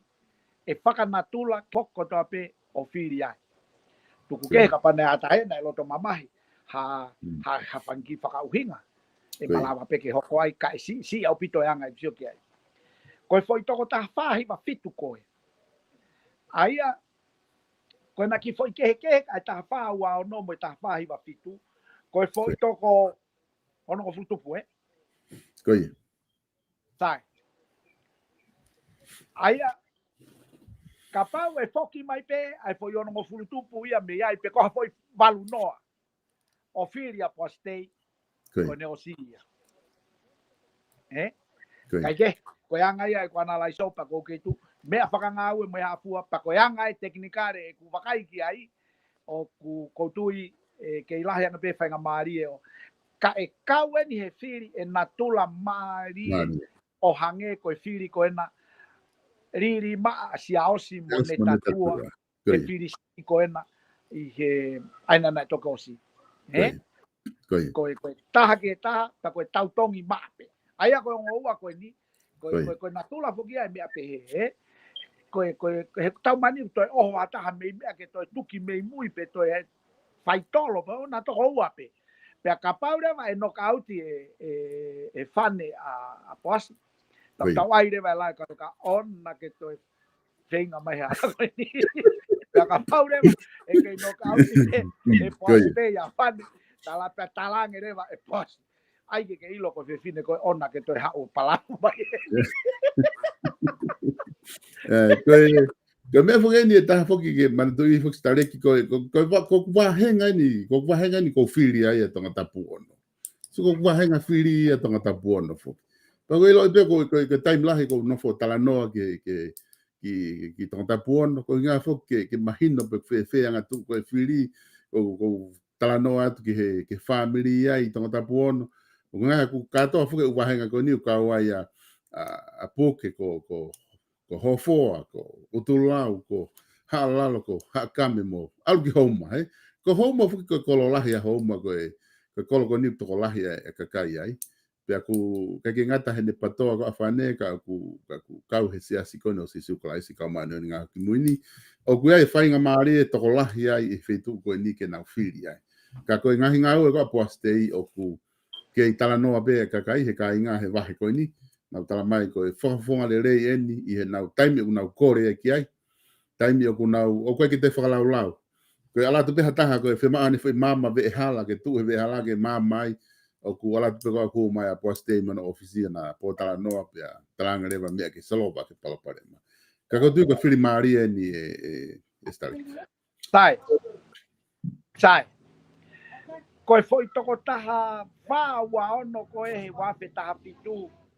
Na e whiri i a poastei. Koia. Ka pau te tau toi ki analyse oi po tu whakasiasi. Ko e whiri. Ko tama koe, ne te o iaha taha me siasi kona si sukalaisi i e foi toko nima ke, toko whake. Ke mau ke? Ikai. Naka ke... Ai kuinga po ke tala noa. He koe ke puri au. Mahalo ko whane, mahalo ko ia ku pure he middle school ko ena a saine ha. A ria hona, Bang mahino pito pe uhinga ko ia. Ka koe whehu i rewa. Koe kau te tawana laiso ni. Koe kakai koe siaso si sukalaisi. I e whiri e wape tafitu. Ae na nau whiri i a poastei. Koe whehu i. Te nau hiki kotoa o whiri i a whane. Koe utari ki ai. Ika. Koe he koe whakarea te ui kotoa. Koe tari ki ai ika. Koe kau whiri kotoa te au tahawhe whange au ao no koe nei whiri e wata pitu ia poastei. Te nau kei whiri pe ia poastei. Koe tari ki ai ika. Iai pe ki whika. Iha ngahi uhinga.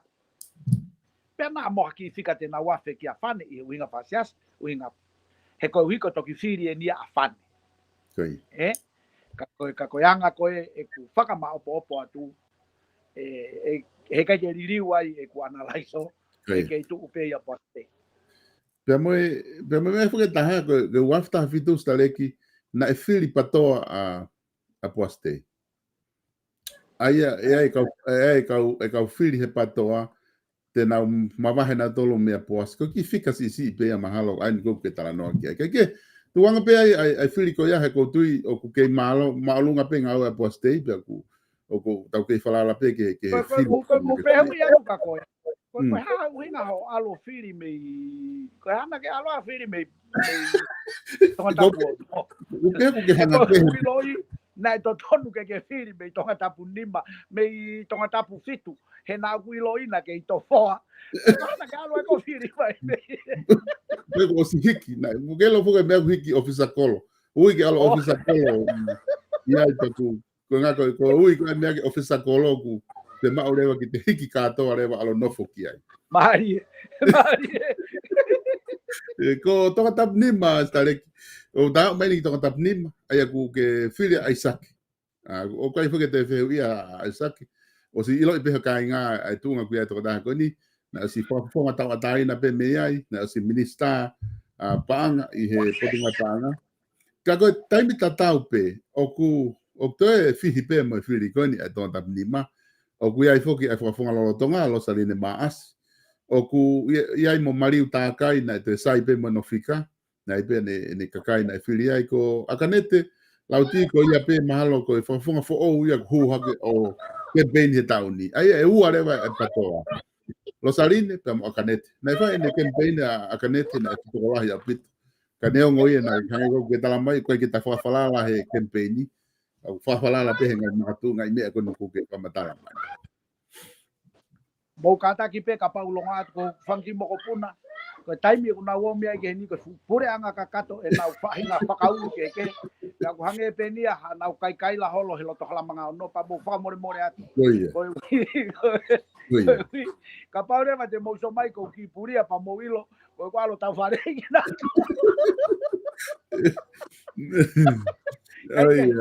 Kai ko lo sarine mas. Koia.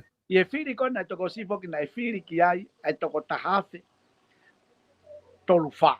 Koia. Pea whika ua hake pe ki ai a aisake eki. Koia. Ko hivange au ni matolu. Koia. Pea whika tolu hake rewa ki ai a anakoloto. Koia. Ko ni mange au. Sai, te ta apalai e foi whakaukau tatau ke mea kona tatanoa ke ki mua. Aina koe hangi koe mea koe hapai. E ua he malolo koe a sunia pili. Koe foi malolo koe ni a ana koloto. Koe fu fika lahi e. Ke movete. Sai. Kolo sarine ma asi. O kui kai ke toi ai ha patoa. Kei patoa toko taha pe e. Ua. Toko ua nawe tai nimi. O ko toia mo akanete. Sio. Koe na foi toko ua koe ia. Ko kaurere ia. Kia aisake. He koe uhi. Koe foi toko hivange au ni matolu koe na whiri ka aisake. Matolu whai ngofuange tau ana laiso tato aisake. He whiri tau ataina pa na ka jah pāti e kau kia. Pea i he ku mui i koe aisake ne tō koe ki loto. Na e tū peia iai. Pea na e hu peia minista here volo pe ko ia. He ene tau ataina. Pea na e alu peia i ko tuku kitua. He ene kikihi pe ki he mea na e tui ki ai. Ka kou pehe e au. Koe whainga tangata le rei ia anga e tau sio atu ke ai. Ia o peo akahi ki tua. O kei tuu peia he ne mo oni. O ne ilo ku hala mea kene whai. Koe hano aunga minista ka te whai hala. Ko hinga tā noa tu koe nihe na ku tala noa mui toko tako ni tō. Ka kou mau ai. Koe mate koe kaje mamahe ni maua. Ka utok whiro aki moia i tonga ngai uinga pe. Kaje. Aia koe ne tū koe ka pau te tau tu ki lolota te analai so e ta whako ia. E toi ia koe spiriti koe a kau patoa.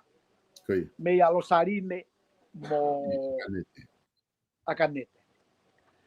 Taimi tatau, ko talaka koe e iai pe ki pe setia he patoa. Te nau ita pe whaka ita koe o kai ke whiri e hange koe mea na wai atu ane nai.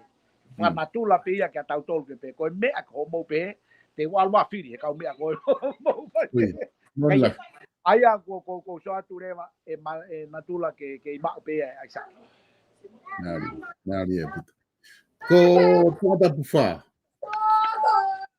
Tangata puwha ku koe kau tamau na toko tolu pe. Ai toko tolu pe tangata puwha ko Mateni, ko whawhunga lolo tonga ia. Ko Elisa Lelei, ko whawhunga patoa mo ia taha ua e whawhunga patoa. Ia mo minista ko ni he tai nimi tatafu mo ia. Ai ke filia tatafu ko ngā kua ni whainga maari. Pa ko sio he campaign e tatafu po au pito. E wahenga ko ni tatafu wha. Ka ko tui mahalo ko tu ungai ko ai ko te apply pe ai me tatau ki ai toko ua ngo tama patoa te na wahe fika. Aio. Aia ko na toko ua ko e. Kamatoi ko tau ilo pe i New Zealand ya lelei ne toko ni mo me ko to finance mo hapua. Ka ko fehui pe kuia neongo ko anga ia ene tui. Ka ko pe ko mata pa to tonu na huai. Ka keilo e solvesta ka pauna ko alu ko a lelei ki tonga. Ko fepe fai anga firi me ia ka pana ke la Maria Cris. Fica pau. Ka koe pekia koa akirisi, pe aku te rewa i toko lahi ia, pe hange koe rea nau talatu, he taula ka na laiso, ku nau heka rewa i ni ia fua mei, koe toe pe nia ke ki whakapui mai ki hawiria ko Hapo foi ko no foi malu I pe ko sulai kere dene hapo ya ke me lalo kai ke ko anga ku satu ko aya e vai ua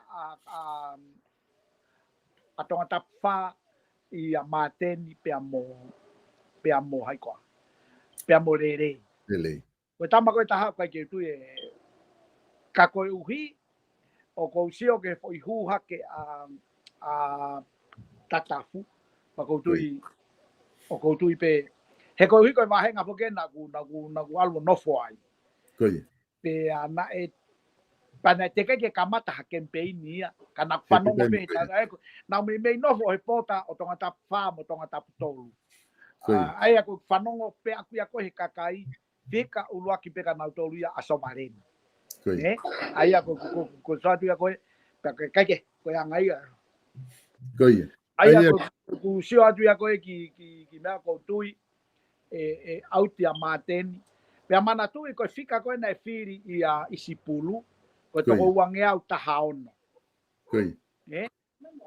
ai ko ua tahaono ko ya ngari pesete valu noa nai e mape e hifoia katata he ku mahino ko ka firi ko ia isipulu o ku na natula ke tui tatau mo isipulu ka ko hika kai ko ke mea ngari le va ko tui tatau pe mo isipulu atata ka ko tui e ku natula pe he anga epsio Maria Pita ko tonga tap tolu to peta foi va tolu ko ni tonga tap tolu sa sovareni aí ko tu foca tonga tap tolu ia fo ko ngo na quantitati na sai ene fica te vita palo ka ke te kau ia he tauni tungana na no fica lele he tau ko osi he firi ko osi ka ko tu dai mi ko sa sovareni pe ia o ku sembioni ai o guai pe fenga maria yang quantitati ko ai una tolu não to tolu pe ai que hata hai e tai no fenga maria que faria maria ko tope ai o to guai me faz moia to ta me ngere ia ko fai anga firi fo ko yana e firi ke sovareni ai to ko tahafe fange au ata ko ia pe ko toenga ko e to ko nima ko e nana e firi ke ana tolu ai to ko tahafitu valuta ka ko fika ua hake ka sovareni hange pe ko ia ke mai ate vita palu na hivange au tolu ta ko fu fika lahi ka o kapau e whakamovete mai ai foi pea foki mo mere amanaki foki ia ki tofoa ki tonga tapu fitu ai ko foi tahani maono ko ia ngari ko peseti lahi ai te na wafe hipope ki a sovareni pea ko kau foi ono ngeau pea ko foi hivange au tolu taha ko ate vita palu ko tu ko peseti lahi ai e toi aluhi hipope moia ki a sovareni ka kwa ke loi pe kuto firi a Katarina tohi he ta uni pe kai ke mai ai ika ke te fi to tolu pe ko se au si pe fisi pe au pe mo ke pe ai a kapau e ma o he ngou a koe hana taki te au ya to nga ka to re vai ngari ko nyoko ko whakahua nyoko ko whakahua ko si o ipo pe he ola he aho taha malu he ke fumama o me ai ai ko hake ko lau ko me ko ha me ke hiki pe ki o lunga ko toda bua ni dai ai ko ne tu fo toda bua na ke tala no ke he kamata ho u ko timi ai ko ka ti ko uhila mo lang fasi pe ko malo ya pito campaign ya uhila Bagi unga malohia ko nga to la na o holoka unga ne malanga mo ne famatala ki kakai oku ai guai uhila os holomu ifo ke a sone fonu ai ko se mesika pe ku ai to taha pe patoa ko se mesika ko uhila mo langi sone fifita tomo inoke mafileo ko ke fu loko ilo ke to nga ko ka ko ilo ko uhila ni mo misika ko tatu ko te na veipa ko ai ka ko ke tamai ma uia uhila aya ko soane ko wanga fitunima na firi ko ki ai ke soane ko ye soane pe afange au ono na firi ka sione fonua Aia koe fitungi au tupu ia. Koe. Ka koe kau whiri koe ka misisika, koe toko taha fe te au tahta. Koe. Pea koe toenga koe kau whiri koe me he toko whaa koe, na e balungi au hiwa taha pe ia. Koe. Koe. Aia, ka pau koe toko lahi peni o kau whiri, aia ku mahino mai o ku, aia koe toko uafe, aia koe toko uafe, hongo fulu, ka pe uafe hongo fulu. Ka kei mau pe fo i fika koe ia, Koe. neongo koe kakau lahi o kou talatu koe, ke huha ke masi koe me he noa, mo i kai ke kau he mea, o noka auti, ai fu mawahe koe, o kai ko hamea whaingo fua ia. Whaingo fua, koe. Ka o koutui, kai ke ngata pe i he, e fu i longa au pito heni, ai whiri whakasiasi. Koe. Pe hange pe ko mea kou talatu, kai ke, pakuna tula pe whiri ai tonga ke pehe. O kai pe ngai feitu uia, ko i kai koe ke toki ai hatama he siasi koe o te kau ai, pate toki whakakau atu, koe whonga whakatonga ia hoko mau pe. Aia tu whakataha heni ai kakai kou nau siasi mo se misisika. Taimi tatau, o kuiai pe kakai au nau siasi mo se misisika, o kai ke nau whiri na to ia se misisika, ka koe ki whika sisi. Ka o kouhanga pe o maka i eni, ai whaianga whiri koe ni. Aia e kauen he pesete tolu koe margin of error. Aia mahalo te admiti tō mua atu pe. E kau e fika koe ni. E kau e whaianga whiri koe na tonga tapua. I he hanging i a au pe he taimini. I he uhinga, he numbers o he whiri kua osi. Pea koe tu whakasiasi. Koe unge alalahi e ua. Ka koe ta foi polo kalama whakaosi koe na ku ke lawe mai ki ai. E malawa pe ke utoi pe hatu ai. Te ulaki fix pe ku margin of error ki mua. Pea to pai e whiri e koe ke uloto ke hala, ke a o tika e ku hala e whiri. Ka kone tu e taimini o ku ke tu tonu pe ia ka au. Ai koe na uhinga foki e holo mui a sione whanua koe whamatala o mai. Koe ne holo mui kai toko taha pia misika. Nga kune averewa ne popo ma misika ai whanganga ke whangi au ko ia whangi au ono ko ia e ai toko lahi ai o kunau palani ke ave ma misika pia koe pore lahi ni ka uhila ka uhinga fuke e tau alko ke mbini kantite iki ke tau whaipenga pore ko ia au pito he ka pau te koe whanga mea koe ka mea whaingo fua koe foi maha koe pore whainga taataha ia ke mbini koe ni a tonga tapua. Koe hu mei tua pe a pore ai tuunga o ku natula kai ke te hapatoa ke fifi o loai misika toko tahape. Aia koe te ku hangeni ha huma ki reka lautohi ke ne pore i hafu tama tau whango fulu tupu tanga e na ki fuhu. Pea e malawa ke kauai e uia ia kai mamaloi. Ko tonga tapulaki. Tonga tapulaki ko wahenga ko ni o ku mahalo ko toko ua ai mahino mai na lere mu ko ia. Ka ku ke fili mai a te vita block.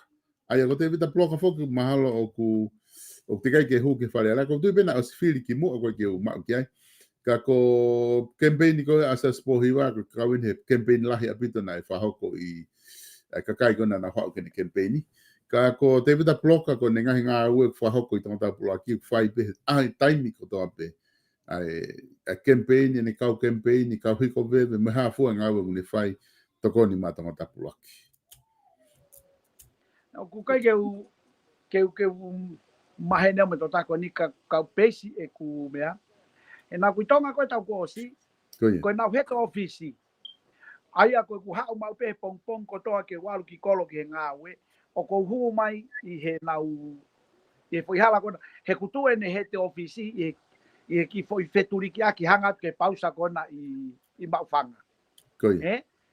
Pea koe fukakai lahi, aia koe kusio atu, neongo ko, pe koe kakai koe apu nau he wahenga whe. Ka ku te lava petai a tala, aia koe ku hinga rewa koe ki ai, hange pe koe ku analyse out ki mua atu. Toko lahe kakai ia, na nau toki oho pe nau toluia, he whiri. Pea koe ne osi pe koe whiri ka kai ke ola le rei. Pea foki ai pe ai o pelu ne panginus pepa koe nai whai ake mea o tari ake tau whaka o mai. Ka ko nga ko tama koe ni ko sio pe kuia he ku al ko ki tonga. Pea na kuilo pe na e ki kaureka o ko ilo pe na na nga u he tama. Ai ko sio atu o lahi ene tokoni pe ana ia ki he kakai ke. Ai o ku pe ko ne foi hu hake.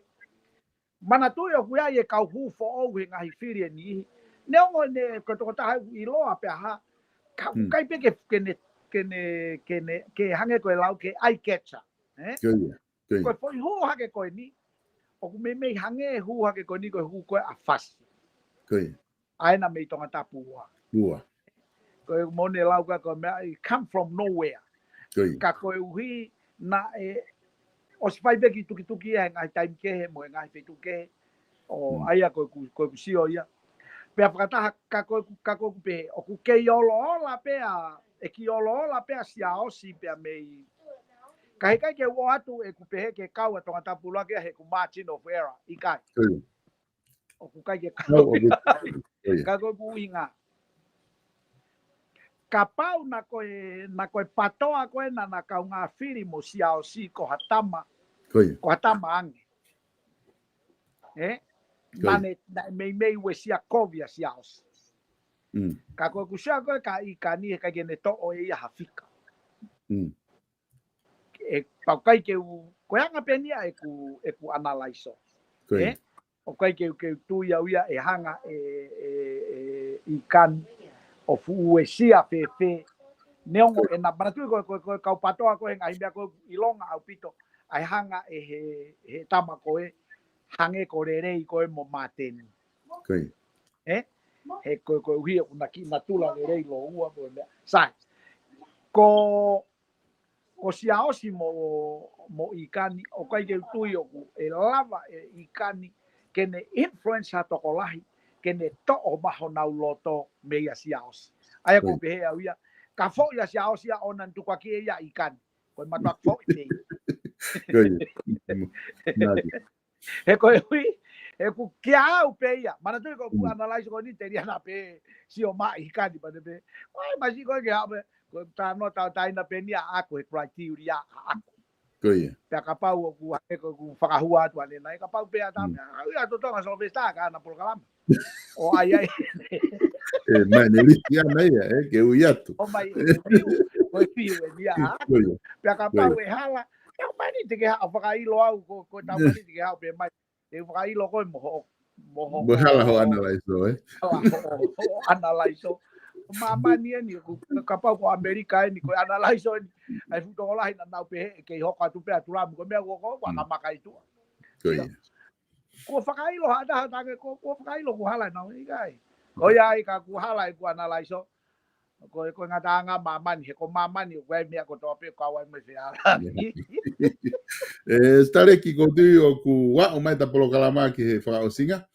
Ko inga he te tato e whinga pe ke ta polo kalama tu he ke te ai ta fui polo kalama o ta lau ki ai ka pahe ka ke lava hapo te whainga maria au i he waha atu ko ni ka ko pau ke ta whinga ki ai ta fui polo kalama ki mua i he whiri ko inga ke te sio ke ta risi he maho inga pe te risi ko ni ko inga ko ni o ko ilo ko whinga mahalo kai hau kanti teite ko whinga ke riri ue ku analaiso kai ke te whahaririu ko tu ko ni ko te hanga ai e risi ko ni ai ko hanga black boy ko tai ko te tau ai pa te tau pe ko risi ena o atu he polo kalama ka te modolo mo whiri ka kai ko na ki whare area ko kai ena na lai so ina dolo ka tu ko ni e tare ki te tato e wakai peke tarisi ke nga whapapa ko ne ospe ko aba tau al pakapa ala tu whihala ke tarisi tau mani te tamo uai ko hange ko tala no tau mani e whahamo uai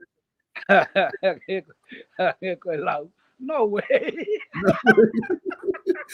kau kai ko ia eku hange pe ko tala tu pe a ko na ku ke piki mai ta paki ko o ku piki to ono be ta wata ina ko ia pe a to fa me pe to via me patoa Kai au pito que o piki pehe e au e fi.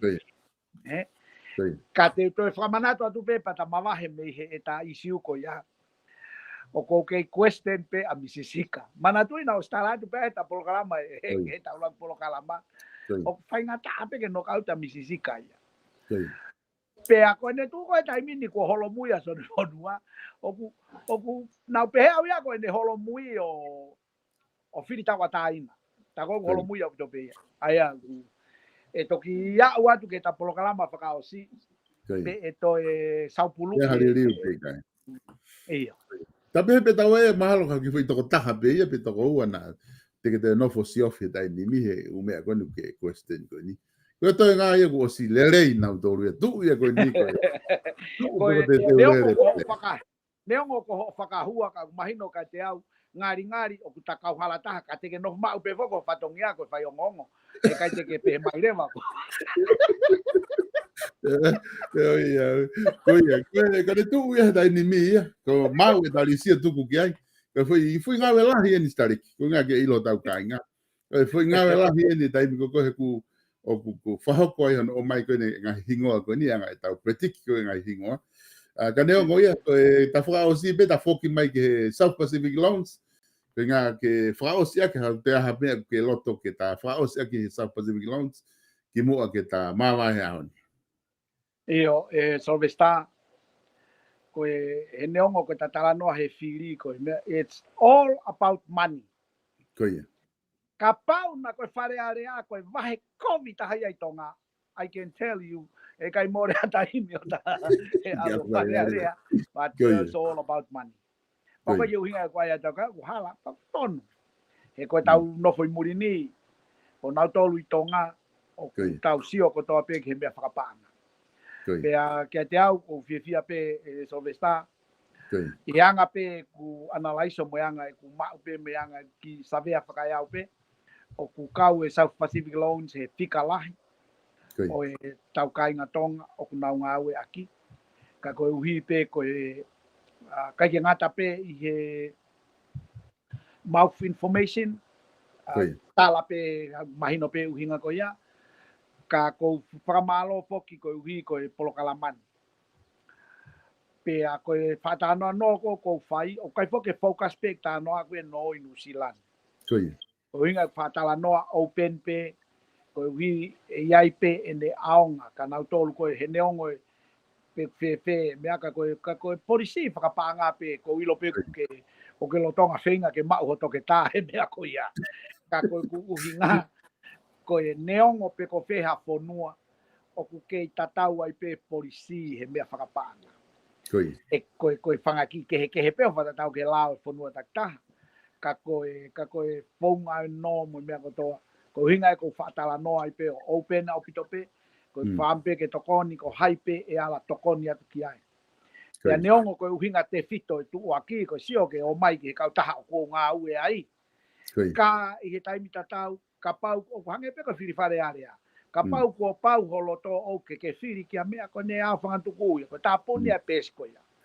Ka pe moeni. Neongo pe ku te tokoni mo tu aki atu. Ka pau ko holo to o ke alu ki he kautaha ko he. Whawheta. Ke mau pe ai mahino. Ke oua na pau si ko ia peitu. Pea ko uhinga te fito ia motuani e solvesta. Mo whakaamu pe ke tokoni ki he tau kai ngā hamea te wala lava. Ko hi ku tau osi fau at foki matoria ko ni ho mau tau he tai mini ku mau osi aka maka at matoria he matapa ko e o vitai. Koia. Mona. O ku ba pe ka ku ko hai ki tai mi ko ni te ngā ue. O kai ko ina e pea tu ritaya ki fai toka. O ina ritaya malo. Ko ritaya ia koe ki to ton ki hoko he tai nimi. E ritaya ki fai toka. Koia. Koe mahalo ko hoko he tano ki ai ke hange koe kau ritaya koe ke mea ke nau whakapapaui. O ku nau o huhu na vai ka nau ritaya vane. Mon, ye. Kai ke. Ka mahalo pe kai ke te ahata taimi ki ai ko isiu mahu inga ia.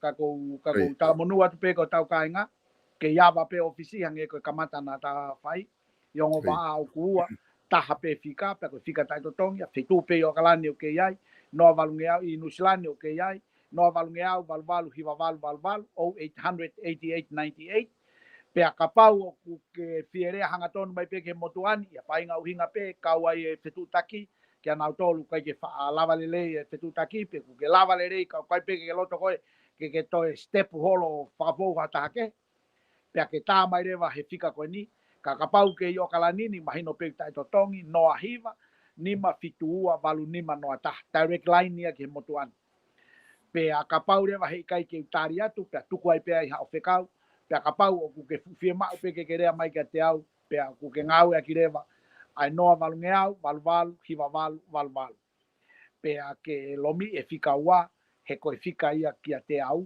ki he ofisi ko o ko ngau e ai mahalo e Solvesta ko mea pe ia ko time tatau pe ko famanato at kainga neongo e lockdown ni pe neongo ko whakahua lockdown ni mea ko toa ka ko seniti ku tu te ka pe ke aluatu o ka pau te ke fie ma pe time tatau ko to whamanatu pe ko tau kainga ke u talatu moni pe moni ko ni oua neongo ku tu ake no oua e mafiri no ko e ki ka kwa me a kwala tuku pe tuku pe e ko e no ka totong pe ko fai pe ai tu aki e Solvesta ka ko famu pe ke ata ke to ta ko to peteria na alu ata fanga tai pasina ka ke me no ka mo tu ai mai o ai ko to famana to at kai ngatonga o wa e mafiri no ko ake ki me lau no ku ke no ka ku ke to ki ngo ye tu ho mana va ko wi ke me afaka panga ku ke fu pi ma ko u hinga ya ma wi heni ke tokoni ke ki pricha tu pe ki foi kepi ko ya pe ka pau ko to u hinga ke o ku palangi think twice que to ki whakaukau to tonu ke no Maria pito malo pito estarek ko tu yo ku mahino pito e whamatala ko ku whahoko e estarek tu po ka ni he kautaha South Pacific Loans ko whamalo atu ke te motol kainga i he lava ko e tau proklama he ahoni ko ngā ku mo i heni ke lava ke tau whanonga mai tau pito ko no ui ko ia o futini ko lo ko ne ku na hanga e whafunga e stareki o mai ne timi ko ni ke ma o atu e matimi o proklama ko ni ko tau timi o tau whama mahalo atu na lava ko rea ati pe ngai moni me ko ni ku tuku mai stareki ko ngai whakaukau ia kainga tau ma whamalo lahi atu ke te mo tolu tau whanonga pe i he ngai ngau e ko ni tala monu atu ngai ngau e te mo whahoko me apina pepe foki ke te koe sareki malo pito e ngau e pe mihena pe malo e whahoko ta proklama ka te toki sio pe ke ta proklama hoko ko ai taimi ko i te ke ngari atai ka pai ki isi e tātu ka kai he no ko i ngā ka lava ke whahoko hata fo i proklama pe whamalo lahi atu he lava ngai proklama ko e whamalo lahi atu ke South Pacific Loans i he ngai tokoni ko toa pe ko mo whahoko lava e tau ngai proklama ke kulava ke ma o atu pe ni heni. Ka tā mā vai estareki ka tatok whilongaki i ha whainga maari e ka hoko mai. Eo, malo pito Solvesta, ka tatok sio.